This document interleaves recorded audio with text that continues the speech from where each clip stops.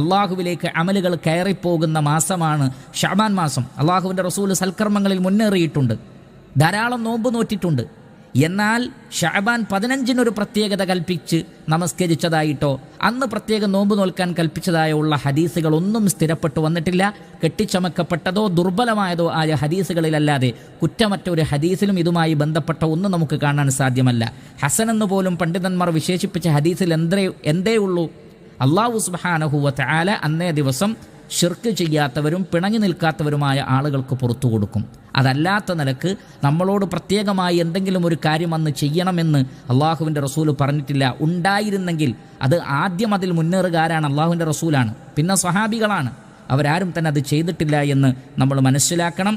അതുകൊണ്ട് തന്നെ ഇത്തരത്തിലുള്ള തെറ്റായ ചിന്താഗതികൾ, അതേപോലെ തന്നെ അന്നാണ് ലൈലത്തുൽ ഖദ്ർ എന്ന ഗുരുതരമായ അബദ്ധജടിലമായ വിശ്വാസം, അതൊക്കെ നമ്മൾ ഉപേക്ഷിക്കണം.